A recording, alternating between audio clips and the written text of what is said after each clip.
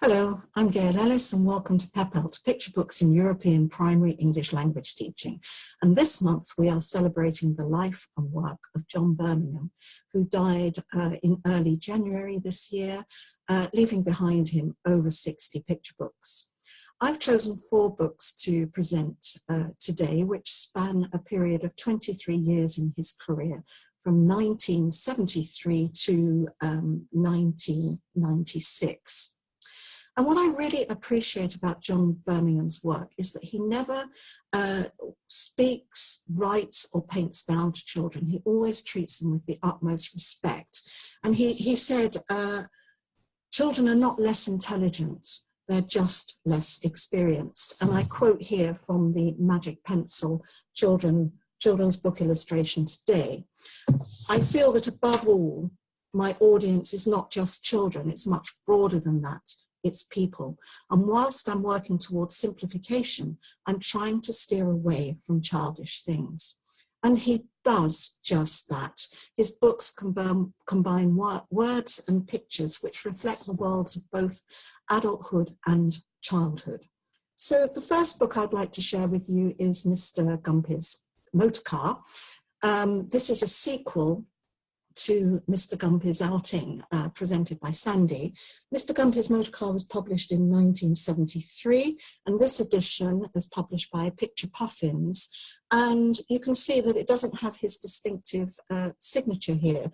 His name is in regular typeface. So this time, Mr. Gumpy sets out in his car, and he's soon joined by some children and a number of different animals who ask if they can come along with him. And he says, yes, jump in, but it'll be a squash. So off they go, and because it's a lovely day, he decides to drive across the fields. But it's not long before clouds appear in the sky, and it begins to rain, and the car gets stuck in the mud. And this is when he says, some of you will have to get out and push. And this is when all the excuses come because the animals and the children don't want to. Not me, said the goat, I'm too old. Not me, said the calf, I'm too young. Not us, said the chickens, we can't push, and so on and so on. But in the end, they have to get out and push.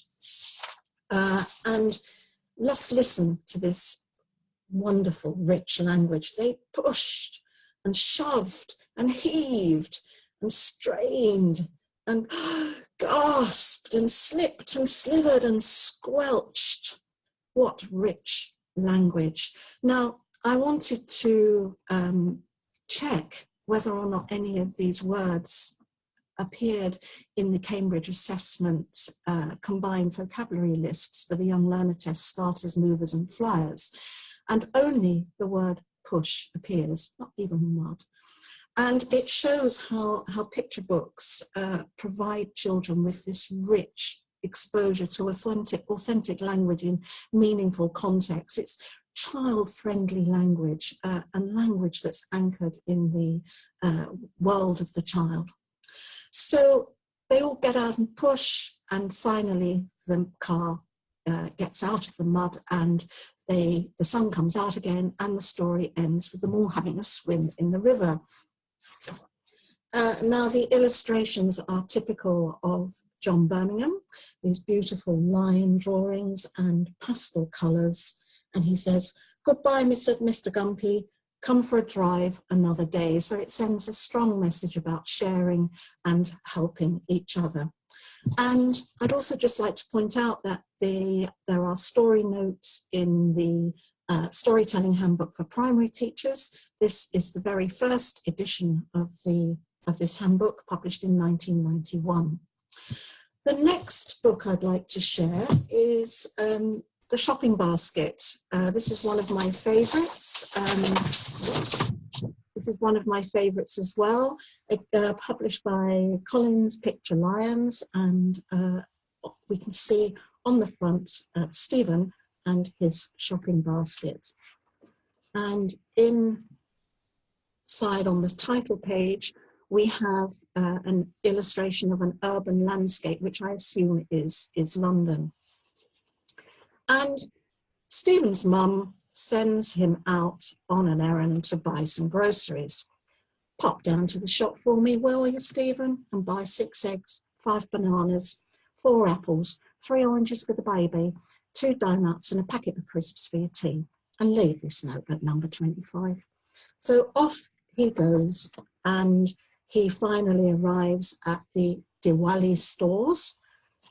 And here we have a beautiful picture illustration, bright, colourful illustration on white background of the Diwali family. And Stephen bought the 6 eggs, 5 bananas, 4 apples, 3 oranges for the baby, 2 donuts and a packet of crisps for his tea.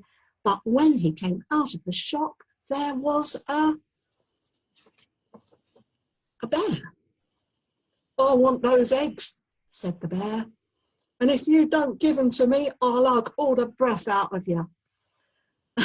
And so Stephen outwits the bear and continues on his journey back home, but he meets other animals on the way. He meets a monkey, a kangaroo, a goat, a pig and an elephant, but each time he outwits the animals and arrives home in time for tea.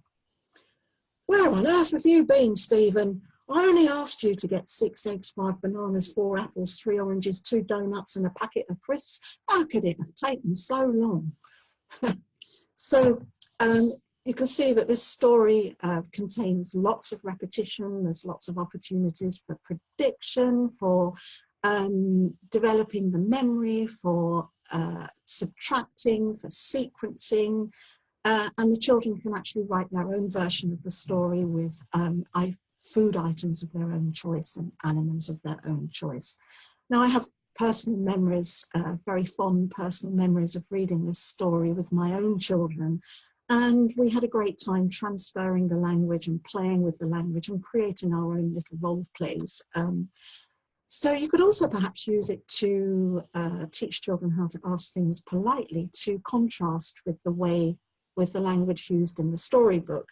And perhaps on a more serious note, it could perhaps be said that the story gives a negative impression, but the animals personify the type of people that we do actually sometimes encounter in real life. And it's interesting to see how Stephen manages each situation. And it's a great story for acting out. Now, the next 2 books that I'd like to present were selected by Quentin Blake, the Children's Laureate, for the British Council's Magic Pencil exhibition.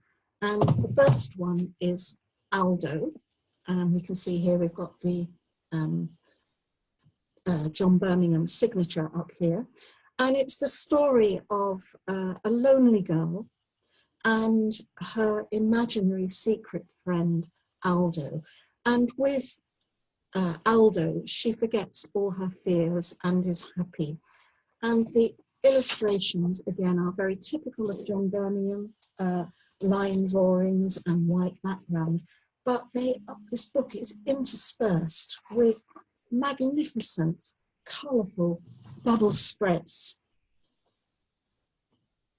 Absolutely magnificent, stunning illustrations. And this one here, there, beautiful illustrations. So that's Aldo.